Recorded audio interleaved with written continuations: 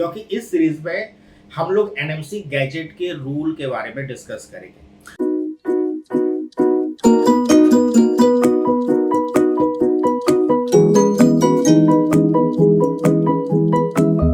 Hello friends, welcome to my career Pathshala. आज के इस वीडियो सीरीज में हम लोग एमबीबीएस अब्रॉड का बहुत ही इंपॉर्टेंट डिस्कशन करने वाले हैं।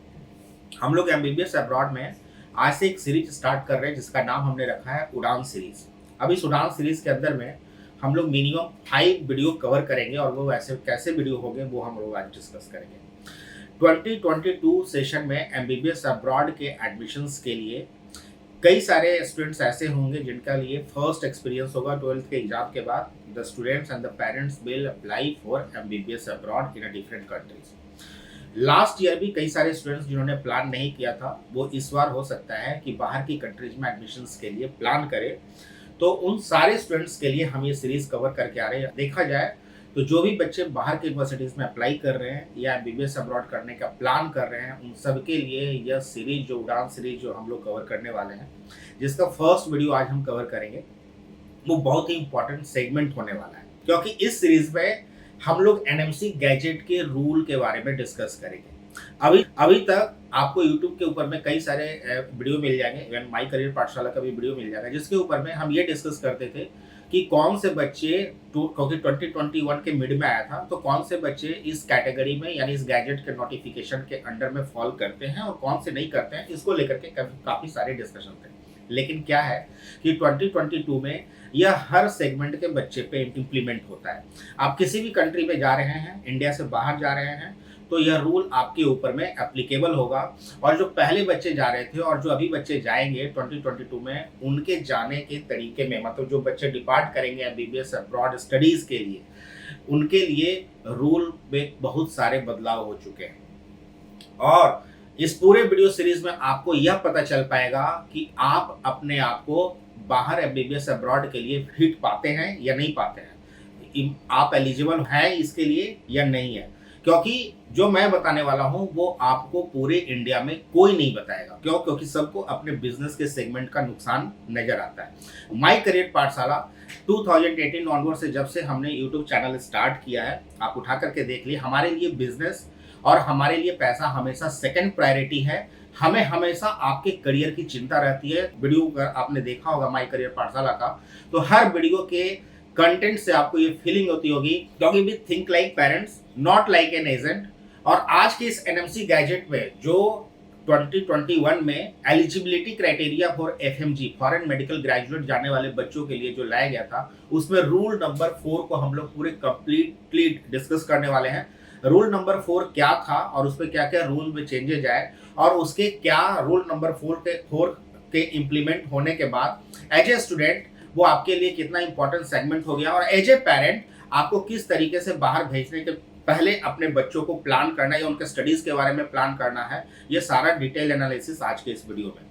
तो आइए समझते हैं रूल नंबर 4 में एनएमसी गैजेट की पहली जो क्राइटेरिया थी, पहला जो पॉइंट था, उन्होंने ये कहा कि आप किसी भी कंट्रीज में जा रहे हैं उसके अंदर में जो मिनिमम कोर्स ड्यूरेशन होना चाहिए वो 54 मंथ्स का होना चाहिए, इंक्लूडिंग इंटर्नशिप। आप रशिया जाइए, आप चाइना जाइए, आप XYZ, बांग्लादेश, नेपाल, कजाकिस्तान, किसी भी कंट्रीज में जाइए, उसका मिनिमम कोर्स ड्यूरेशन 54 मंथ्स का होना चाहिए, इंक्लूडिंग इंटर्नशिप। और इंटर्नशिप का जो पीरियड है वो मिनिमम 12 मंथ्स का होना चाहिए। इससे कम का इंटर्नशिप एक्सेप्ट नहीं किया जाएगा। अब इसमें एक कंट्री फिलीपींस, जिसका कोर्स ड्यूरेशन 4 इयर्स का यानी 48 मंथ्स का था, वो इस रूल के आने के बाद एमबीबीएस अब्रॉड के डेस्टिनेशन से 2022 में अभी फिलहाल बाहर है। मामला कोर्ट में लंबित है, केस चल रहा है, हियरिंग होने वाली है। 19 मई को देखते हैं कि फिलीपींस के ऊपर में कोर्ट का जजमेंट क्या आता है, या डेट एक्सटेंड हो जाती है, या फिर जो commission of higher education Philippines है वो अपने एजुकेशन मॉडल के रूल में कुछ बदलाव करती है, कुछ चेंजेस करती है, या आने वाले वक्त में अगर ऐसा कुछ भी अपडेट्स होगा तो आप हमारे चैनल को अगर सब्सक्राइब कर रखे हैं तो आपको वो अपडेट्स मिल जाएंगे। रूल नंबर 1 में 54 months minimum course duration including internship के बाद जो सेकंड पॉइंट है वो ये है कि आप किसी भी कंट्रीज के किसी भी यूनिवर्सिटीज में पढ़ने जा रहे हैं, उसका जो टीचिंग मीडियम होगा वो इंग्लिश होगा। अब यहाँ पर सबसे इंपॉर्टेंट डिस्कशन है कई सारी कंट्रीज हैं जहां पर खास करके रशियन कंट्री या रशिया को ही एज एन एग्जाम्पल कंसिडर करें तो रशिया में बहुत सारी यूनिवर्सिटीज ऐसी हैं जो कि बाईलिंगुअल है, जिसमें 3 इयर्स शुरू में इंग्लिश, बाद के 3 इयर्स में जो है वो रशियन में पढ़ाई हो जाती है। तो आप किसी भी यूनिवर्सिटी में जाएंगे उसका कंप्लीट इंग्लिश मोड होना चाहिए, और जो आपको डिग्री अवार्ड की जाएगी उस डिग्री के अंदर में ऐसा नहीं चलेगा कि आपके 3 साल के शुरू के इंग्लिश में चले और 3 साल जो क्लिनिकल सेगमेंट थे एस्पेक्ट थे वो आपको रशियन में कराए गए। अगर ऐसी डिग्री अगर आपको 6 साल के बाद दी जाती है तो आप इनवैलिड माने जाएंगे एनएमसी के एग्जाम के लिए, यानी जो नेक्स्ट वन का पेपर होगा, और आप एलिजिबल नहीं हो पाएंगे इंडिया में प्रैक्टिस करने के लिए। तो बाहर के जाने के यूनिवर्सिटीज़ में इंग्लिश मीडियम जो यूनिवर्सिटीज़ है उसकी लिस्ट फाइंड आउट करना, और सही में वो इंग्लिश टॉट यूनिवर्सिटीज़ है उसमें एडमिशन्स लेना बहुत मैंडेटरी हो गया है। पहले क्या होता था कि पहले बच्चे किसी भी यूनिवर्सिटीज़ में चले जाते थे, जैसे 2-3 साल पहले की बात करें तो चाइना के ज़्यादातर यूनिवर्सिटीज़ में बाइलिंगुअल में या ट्रेडिशनल चाइनीज मेडिसिन में बच्चे एडमिशन्स ले लेते थे। रशिया में भी रशियन में या इंग्लिश क्या बोलते हैं बाइलिंगुअल वाली यूनिवर्सिटी में एडमिशन ले लेते थे। That will not work, that is not going to work. आपको इंग्लिश टॉट यूनिवर्सिटीज में ही एडमिशन्स लेने पड़ेंगे। अब रूल नंबर 3 बहुत इंपॉर्टेंट है। उन्होंने एक लाइन में ये कहा है कि आप जिस कंट्री के अंदर में जा रहे हैं उस कंट्रीज में आपका 12 मंथ्स का इंटर्नशिप मैंडेटरी है। पहले जब बच्चे जाते थे तो इंटर्नशिप मैंडेटरी नहीं होता था, लेकिन अब हर कंट्री में आप किसी भी कंट्री में जाएंगे आपको इंटर्नशिप का एक सेगमेंट होगा, वीडियो कंप्लीट जो नेक्स्ट वीडियो होगा वो इंटर्नशिप के ऊपर में ही होगा, उसको हम लोग डिटेल में वहाँ पे कवर करेंगे। फिलहाल के लिए इतना जानिए कि 12 मंथ्स का इंटर्नशिप मैंडेटरी है, और इंटर्नशिप आपको उसी यूनिवर्सिटीज से करनी होगी, उसी कंट्री में करनी होगी जिस यूनिवर्सिटीज में आपने एडमिशन लिया है। अब इस एक लाइन के कई सारे मायने हैं। उन्होंने साफ तौर पे अब ये कह दिया कि आपका जो पहले जो बच्चे जाते थे या स्टूडेंट्स जो जाते थे वो क्या करते थे, कई बार मोर देन 20% स्टूडेंट्स अगर बाहर जा रहे हैं तो वो एक साल या 2 साल के बाद वो ट्रांसफर ले लेते थे, क्योंकि वो फेल हो जाते थे सेमेस्टर में। उसके कई सारे रीजन होते थे, राइट यूनिवर्सिटी का सिलेक्शन नहीं कर पाना, आप ऐसे किसी यूनिवर्सिटी में चले जाते थे जहाँ इंफ्रास्ट्रक्चर की कमी हो जाती थी, कुछ आपकी तरफ से गलतियाँ होती थी कि आप जाने के बाद अपने पढ़ाई पर फोकस नहीं करते थे, कुछ पेरेंट्स की तरफ से गलती होती थी कि पड़ोसी का बच्चा जहाँ चला गया पेरेंट्स ने गाइड कर दिया तो वहीं बच्चे को भेज दिया। जैसे किर्गिस्तान एक बहुत बड़ा एग्जाम्पल था, जहाँ हम पिछले 5 सालों से लगातार आपको बोल रहे हैं कि मत जाइए, और रिसेंटली एनएमसी ने 17 यूनिवर्सिटीज वहाँ बैन भी कर दी थी। तो मेरा कहने का मतलब ये है कि आप अब जो ट्रांसफर के केसेस थे कि बच्चे अगर एक यूनिवर्सिटीज में गए अगर फेल भी हो गए तो उस यूनिवर्सिटी से अपना जो है ट्रांसफर किसी दूसरी कंट्री में करवा लेते थे और दूसरी किसी यूनिवर्सिटी में अपनी डिग्री कंप्लीट कर लेते थे, या उसी कंट्री के किसी दूसरे यूनिवर्सिटी में माइग्रेट करके वहां पर एडमिशन्स लेकर के फिर अपनी डिग्री कंप्लीट कर लेते थे। अब यह प्रोसीजर नहीं चलेगा। आपने जिस यूनिवर्सिटी में एडमिशन्स लिया है उसी यूनिवर्सिटी से आपको पूरा कंप्लीट कोर्स ऑफ ड्यूरेशन, चाहे वो उस कंट्री में 5 इयर्स का हो, 6 ईयर का हो, 7 इयर्स का हो, वो कंप्लीट करना होगा इंक्लूडिंग इंटर्नशिप। अगर अपने कोर्स ड्यूरेशन के दौरान अगर आप फेल हो जाते हैं, अगर आपको बैक लगते हैं, या किसी भी रीजन से अगर आपको यूनिवर्सिटी बाहर निकाल देती है, तो आपके पास अपने कंट्री वापस लौटने के अलावा दूसरा कोई ऑप्शन नहीं बचेगा। और जो भी इन्वेस्टमेंट आपने in terms of time 1 year, 2 year, 3 year आपने किया है, या पैसे के टर्म्स पे जो भी आपने खर्च किया है वो सब आपके पानी में चले जाने वाले हैं। तो इसमें जो सबसे इम्पोर्टेंट जो ध्यान देने वाली बात है, जो मैं कहना चाह रहा हूँ कि बीइंग ए स्टूडेंट, अगर आप स्ट्रॉन्ग एलिजिबिलिटी है, मतलब आपका बेस लाइन बहुत स्ट्रॉन्ग हो चुका है, और बीइंग ए पेरेंट्स अगर आपको लगता है कि आपका बच्चा एक एलिजिबल है, अच्छा है, उसके बोर्ड्स में अच्छे मार्क्स है, नीट में अच्छे मार्क्स है, तभी आप बाहर के यूनिवर्सिटीज़ और कंट्री में पढ़ने के लिए भेजिए। वो पहले जमाने वाली बात, जो पहले की जो स्टोरी थी ना कि अगर फलाने का बच्चे ने, अगर कोई पड़ोसी के बच्चे ने एमबीबीएस अब्रॉड के लिए भेज रखा है, आपका बच्चा एलिजिबल है या नहीं, कैपेबल है या नहीं, या एज ए स्टूडेंट आप एलिजिबल है या नहीं, कैपेबल है या नहीं है, आप किसी भी यूनिवर्सिटीज़ में बाहर की कोई भी कंसल्टेंसी जो लोकल कंसल्टेंसी है वो आपको किसी भी तरीके से घुमा फिरा करके आपके घर पहुँच के चाय पानी पीने के बाद आपको जो है गाइड करके भेज देती है, वैसे लोगों से बचिए। और सबसे पहले अपने आप को फिल्टर आउट करिए कि whether you are eligible for this course और नॉट, क्योंकि बाहर जाने के बाद अगर आप फेल हो गए या आप मैच नहीं कर पाए तो आपका करियर बर्बाद हो सकता है। तो वो इसलिए एक लाइन में जो ये बात कही गई है कि 12 मंथ्स का इंटर्नशिप और उसी कंट्री में, उसी कोर्स में, उसी कॉलेज में आपको करना है, इसके मायने यही है कि transfer cases will not be allowed. और ट्रांसफर केसेस जो बैक डेट हिस्ट्री है, यानी पिछले जाने वाले बच्चों की अगर हिस्ट्री देखें तो 100 में से 30 बच्चे लगभग ट्रांसफर ले लेते थे कई सारी कंट्रीज के अंदर में। तो एक बहुत बड़ा आंकड़ा है। अब कई सारे पेरेंट्स को लग रहा होगा या स्टूडेंट्स को लग रहा होगा कि मैं डरा रहा हूँ। सही में मैं डरा रहा हूँ, क्योंकि अगर आप डरेंगे तभी आप राइट डिसीजन ले पाएंगे। क्योंकि पैसा आपका है, समय आपका है, मेरा क्या है। आप मेरे पास आएंगे, मैं आपको समझाऊंगा, बाकी लोग तो समझाएंगे भी नहीं, बाकी लोग तो आपको कुछ बताते भी नहीं है। हमारे पास तो ये कैपेबिलिटी है कि अगर हमें लगता है कि स्टूडेंट एलिजिबल नहीं है तो हम कभी उसको मिसगाइड नहीं होते, क्योंकि हम बाकी लोगों की तरह जो है ना, जो कंट्री जो भी यूनिवर्सिटी मांगोगे वो माई करियर पाठशाला में नहीं मिलते। जो एलिजिबल यूनिवर्सिटी है जहाँ पे आप एक अच्छा डॉक्टर बन सकते हैं, वही यूनिवर्सिटी आपको माई करियर पाठशाला में मिलती है और वहीं पर एडमिशन हम लोग फैसिलिटेट करते हैं। तो आपका डरना बहुत जरूरी है। अगर आप डरेंगे तभी आप राइट यूनिवर्सिटीज के अंदर में सिलेक्शन ले पाएंगे और आप अपना करियर बना सकते हैं और अपने ड्रीम एज ए डॉक्टर आप जो आपका सपना है वो पूरा हो सकता है। ये थी rule number 3। Now rule number 4। Rule number 4 ये सबसे ज्यादा इंपॉर्टेंट है। अब रूल नंबर 4 क्या है? रूल नंबर 4 में रजिस्ट्रेशन की बात की गई है। अब रजिस्ट्रेशन में उन्होंने 2 सेगमेंट यहाँ पे डिस्कस किए। अब रूल नंबर 4 के अंदर में उन्होंने ये कह दिया है कि आप बाहर के किसी भी यूनिवर्सिटी में जा रहे हैं तो सिर्फ आपको डिग्री लेकर के आना नहीं पड़ेगा, आपको उस कंट्री में रजिस्टर्ड करा करके आना पड़ेगा। पहले क्या होता था, पहले कोई भी स्टूडेंट्स जाते थे उनको रजिस्ट्रेशन कराने की जरूरत नहीं पड़ती थी। वो जाते थे वहाँ पर अपना एमबीबीएस कंप्लीट करते थे, यहाँ आकर के एफएमजी का एग्जाम देते थे और यहाँ पर इंटर्नशिप कंप्लीट करने के बाद रजिस्ट्रेशन करते थे। अब ऐसा नहीं चलेगा। अब क्या करना होगा, आपको वहाँ पर एमबीबीएस की जो कोर्स है वो कंप्लीट करनी पड़ेगी। 12 मंथ्स का मैंडेटरी इंटर्नशिप कंप्लीट करना पड़ेगा।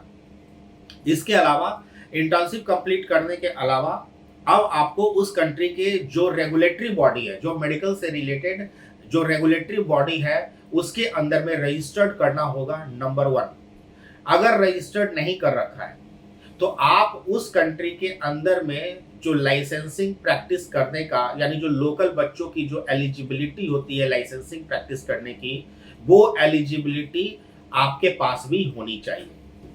अब वो कैसे होगी? जैसे 2 सेगमेंट है। पहले सेगमेंट में जो रेगुलेटरी रजिस्टर्ड बॉडी की बात कही है उसमें कुछ कंट्री फॉल करते हैं, जैसे इंडिया। अभी तक इंडिया में क्या होता था, या बांग्लादेश में क्या होता है, या नेपाल में क्या होता है कि आप एमबीबीएस कंप्लीट करते हो, अपना इंटर्नशिप कंप्लीट करते हो, आपको कोई भी एग्जाम टेस्ट लाइसेंसिंग एग्जाम देने की जरूरत नहीं पड़ती। आप रजिस्ट्रेशन करा लेते हो अपना रेगुलेटरी बॉडी, जैसे इंडिया में हो तो medical council of India, Bangladesh हो तो बांग्लादेश मेडिकल काउंसिल के साथ रजिस्ट्रेशन करा लिया, आपको रजिस्ट्रेशन नंबर मिल गया और आप यहाँ पे एज ए डॉक्टर प्रैक्टिस करना शुरू कर देते हैं। तो आप रजिस्टर्ड हो गए रजिस्टर्ड रेगुलेटरी बॉडी के साथ। कुछ कंट्रीज वैसी हैं जहां पर रूल ये है कि वहां पर रजिस्ट्रेशन से पहले उस कंट्री का आपको लाइसेंस एग्जाम देना पड़ता है, जैसे रशिया हो गया और भी कई सारी कंट्री है, चाइना हो गया। तो वहां पर as a foreign medical graduates आपको इंटर्नशिप एग्जाम 5 ईयर 6 ईयर जो भी कोर्स ड्यूरेशन है वो कंप्लीट करना होगा। उसके बाद इंटर्नशिप कंप्लीट करनी होगी। इंटर्नशिप कंप्लीट करने के बाद वहां पर जो लोकल एग्जाम्स है उस एग्जाम्स को क्वालिफाई करने के बाद उस कंट्री में आपको एलिजिबल मतलब जो रजिस्ट्रेशन कराना पड़ेगा। और रजिस्ट्रेशन कराने के बाद ही जब आप इंडिया में लौटेंगे तो फिर आपको प्रैक्टिस यहाँ पर एग्जाम कंप्लीट करने के बाद और इंटर्नशिप कंप्लीट करने के बाद आपको एज ए रजिस्टर्ड किया जाएगा फॉर प्रैक्टिसिंग इन इंडिया। तो यह हो गया रजिस्ट्रेशन वाला पार्ट। अब इसके अलावा एक और इम्पोर्टेंट पॉइंट उन्होंने डिस्कस किया है, रूल नंबर 5 है शायद ये 5, कि बाहर की यूनिवर्सिटीज में जो आप पढ़ रहे हो वो कोर्स इंडिया का जो शेड्यूल 1 के अंदर में जो डिफाइन है, मतलब यहाँ पर जितने मेडिकल सब्जेक्ट्स हैं वो सारे कोर्स आपको बाहर के यूनिवर्सिटीज के कंट्री में पढ़ाई जाने चाहिए। ऐसा नहीं है, इससे ज्यादा अगर पढ़ रहे हो तो कोई बात नहीं है, लेकिन जो कोर्स यहाँ पे डिफाइन है at least minimum that course should be completed. जैसे कुछ कंट्रीज हैं जहाँ पे कम्युनिटी मेडिसिन कवर नहीं किया जाता या उसके कुछ सेगमेंट वगैरह छोड़ दिए जाते हैं, वो नहीं चलेगा। वो भी आपके जो ट्रांसक्रिप्ट है यानी जो मार्कशीट होगी उसमें सारे सब्जेक्ट्स वगैरह मेंशन होने चाहिए। और जो इंटर्नशिप है उसका जो इंटर्नशिप के भी जो रिकॉर्ड है वो भी मेंशन होने चाहिए, जो इंटर्नशिप वाले सेगमेंट में हम लोग कवर करेंगे तो आप देखेंगे। ये भी एक पार्ट है जो बाहर यूनिवर्सिटीज में बच्चे जा रहे हैं। पहले जब जाते थे तो इनका कोर्स से कोई लेना देना नहीं होता था, आप उस कंट्री के हिसाब से जो कोर्स है जितने ड्यूरेशन है वो आप पढ़ करके आते थे। The most important thing was कि आप यहाँ पे आके एफएमजी का एग्जाम दे देते थे और क्लियर करने के बाद आपको रजिस्ट्रेशन या प्रोसीजर फॉलो करना होता था। लेकिन नहीं, अब एनएमसी को हर चीज़ चाहिए, उनको रजिस्ट्रेशन भी चाहिए, उनको आप जो कोर्स वहाँ पे पढ़ रहे हो उनका at par standard with Indian medical education के साथ होना चाहिए, मतलब यहाँ से लगभग मैच करता हुआ सिलेबस होना चाहिए। इंटर्नशिप भी चाहिए 12 मंथ्स का, तो कई सारी चीज़ें हैं जो अब बदल चुकी है। अब आपके ट्रांसफ़र के केसेस भी नहीं होने चाहिए। आप उसी यूनिवर्सिटी से आपने जो है आपको इंटर्नशिप करनी है, अपनी पूरी पढ़ाई करनी है। तो रूल जो पुराने रूल थे उससे जो है पूरी तरीके से अब बदल चुका है। आपको बहुत ज़्यादा अटेंटिव, बहुत ज़्यादा एक्टिव और बहुत ज़्यादा अलर्ट होकर के अब आपको एमबीबीएस अब्रॉड में अप्लाई करने की ज़रूरत नहीं है। आपको जो पढ़ाई करनी है, अभी जो नीट की पढ़ाई करनी है वो फोकस होकर करनी है। इसलिए नहीं पढ़ना है कि बस पास करके क्वालिफाई करके और बाहर के किसी भी यूनिवर्सिटीज़ में एडमिशन ले लिए। अपने आप को प्रूव करने के लिए पढ़िए। अब ये सारे तो रूल और रेगुलेशंस हो गए। अब सवाल ये है कि अब जो बाहर की यूनिवर्सिटीज़ में अप्लाई करेंगे किसी भी कंट्रीज़ में, तो कैसे पता चलेगा आपको कि जो इंडिया में जो सिलेबस है वही उस यूनिवर्सिटीज़ के अंदर में कवर किए जा रहे हैं? या कैसे आपको पता चलेगा कि जो एलिजिबिलिटी जो डिग्री अवार्ड की जाएगी वो इंग्लिश मीडियम में ही कंप्लीटली अवार्ड की जाएगी? या आप कैसे जान पाएँगे कि जो यूनिवर्सिटी का आप सिलेक्शन कर रहे हैं वो इंग्लिश टॉट मीडियम यूनिवर्सिटी है? इसका सबसे बेटर ऑप्शन आपको ये बता रहा हूँ। अभी एडमिशन्स क्या है कि एनएमसी ने गैजेट निकाल दिया। अब एनएमसी गैजेट निकालने के बाद ना ही अभी तक किसी यूनिवर्सिटी से और ना ही एम्बेसी से और ना ही एनएमसी ने कोई वैसी लिस्ट क्लियर की है जहाँ पे इंग्लिश टॉट यूनिवर्सिटीज़ वगैरह की लिस्ट मेंशन की हो। जो थी वो भी उन्होंने हटा दी। तो सबसे बेटर ऑप्शन ये है कि एनएमसी ने इस गैजेट में एक और चीज़ कहा है कि आप जिस कंट्री में जिस यूनिवर्सिटीज़ में भी पढ़ने जा रहे हैं वहाँ पर ऑफिशियल वेबसाइट पर ये मेंशन होना चाहिए कि आपको जो सब्जेक्ट्स पढ़ाए जा रहे हैं, मतलब बहुत शॉर्ट में लिखा है लेकिन उसका डिटेल मतलब यही होता है कि आपको जो एलिजिबिलिटी क्राइटेरिया होगा फॉरेन मेडिकल ग्रेजुएट स्टूडेंट्स का, उसके अंदर में जो सब्जेक्ट्स कवर किए जाए वो वहाँ पे मेंशन हो। इंग्लिश टॉट अगर डिग्री अवार्ड की जा रही है वो वहाँ पे मेंशन हो। और इसके अलावा आपका जो 12 मंथ्स का जो इंटर्नशिप जो प्रोवाइड करते हैं उसमें जो सब्जेक्ट्स कवर होंगे वो वहाँ पे मेंशन हो at the time of education, कि कभी भी जो नेशनल मेडिकल कमीशन की जो कमेटी है वो उसको रिव्यू कर सके। और यह आपके लिए भी सबसे बेटर है कि आप किसी भी यूनिवर्सिटीज़ में, आप किसी भी कंसल्टेंसी के थ्रू, किसी भी ब्रेक के थ्रू या कोई भी यूनिवर्सिटी सेलेक्ट कर रहे हैं, उनके ऑफिशियल वेबसाइट पे जाइए। ऑफिशियल वेबसाइट पे जाने के बाद जहाँ भी फॉरेन मेडिकल ग्रेजुएट मतलब एज ए फॉरेन स्टूडेंट्स की एलिजिबिलिटी क्राइटेरिया है वहाँ पर देखिए कि वो कंप्लीट डिटेल मेंशन है या नहीं। आप ये मत देखिएगा कि सिर्फ English taught university the teaching medium is in English taught, ये नहीं चलेगा क्योंकि ये एक लाइन ऐड वहाँ की बाइलिंगुअल वाले में भी लोग करवा देते हैं। किर्गिस्तान वगैरह जैसी कंट्रीज में तो कुछ भी लिखिएगा वो लिखवा देंगे। तो क्या है कि फुल डिटेल चाहिए और फुल डिटेल डिस्क्रिप्शन, खास करके जो रशिया वगैरह है या कई सारे जो डेवलप्ड कंट्रीज हैं या उनकी जो यूनिवर्सिटीज़ है वो वैसे मेंशन नहीं करेगी इतना डिटेल डिस्क्रिप्शन जब तक वो फुल उस तरीके का कोर्स प्रोवाइड नहीं करेंगे। तो सबसे बेटर ऑप्शन ये है, जब आप सवाल पूछेंगे तो कई सारे कंसल्टेंट या ऑर्गेनाइजेशन जो उस कंट्री को रिप्रेजेंट करते हैं वो यूनिवर्सिटी पे प्रेशर डाल करके इस चीज़ों को, अगर सही मायने में वो इंग्लिश टॉट यूनिवर्सिटीज़ होगी तो वहाँ पर ऐड करवाएगी और उसको पब्लिश कराएगी और उसको देखने के बाद ही सबसे बेटर ऑप्शन होगा कि उस कंट्री में इसको अप्लाई किया जाए। दूसरा ऑप्शन ये हो सकता है कि जो एडमिशन लेटर आपको मिले उस एडमिशन लेटर में ये क्लियर कट मेंशन हो कि आपको जो डिग्री है वो इंग्लिश में अवार्ड की जा रही है। जो 12 मंथ्स का इंटर्नशिप है उसके बारे में भी मेंशन हो जो एनएमसी मांग रही है, क्योंकि कई सारे जो कंसल्टेंसी है वो जब इस वीडियो को देखेंगे तो उनको ऑकवर्ड लगेगा, लेकिन अगर देखा जाए तो मैं उनके फेवर में भी बात कर रहा हूँ कि जिस स्टूडेंट्स को भेजेंगे कम से कम उनका करियर सेटल होना चाहिए। और कोई भी यूनिवर्सिटी अगर बच्चे से फीस ले रही है, अगर वो पढ़ा रही है तो उस इस बात की श्योरिटी उनकी देनी बनती है कि वो कंप्लीट टीचिंग मीडियम इंग्लिश जो पैटर्न इंडिया मांग रही है उसी स्टैंडर्ड के हिसाब से वो टीचिंग मीडियम फॉलो कर रहे हैं और उसी तरीके से बच्चों को पढ़ा रहे हैं। तो ये सिनेरियो है। हमने कुछ यूनिवर्सिटीज़ को भेज रखा है, हमने मेल कर रखा है। उम्मीद है कि आने वाले कुछ समय में लगभग जो भी यूनिवर्सिटीज़ इंग्लिश टॉट यूनिवर्सिटीज होगी या तो उनके एडमिशन्स लेटर पर या उनके ऑफिशियल वेबसाइट पे कहीं ना कहीं आपको ये सारी चीज़ें देखने को मिलेगी। कुछ कंट्री है जैसे बांग्लादेश, नेपाल वगैरह, वहाँ पर तो एज इट इज सब कुछ सिमिलर है, तो वहाँ पर बहुत ज़्यादा आपको देखने की या समझने की जरूरत नहीं है। लेकिन कुछ रशियन कंट्रीज हैं जहाँ पे कि मिसमैच होता है सिलेबस से लेकर के, इंटर्नशिप से लेकर के, तो वहाँ पर प्रॉब्लम है। तो वहाँ पर ये चीज़ें क्लियर होनी बहुत ज़रूरी है। तो फ्रेंड्स, बने रहिए माई करियर पाठशाला के साथ। अगर पसंद आए तो लाइक का बटन जरूर दबाइएगा। बने रहिए उड़ान के सीरीज के साथ और कई सारे एमबीबीएस अब्रॉड 2022 के वीडियो के साथ, लेटेस्ट अपडेट के साथ। हर अच्छी इन्फॉर्मेशन, हर राइट गाइडेंस आपको इसी चैनल पे मिलने वाली है। Till that keep liking and keep subscribing. Thank you so much.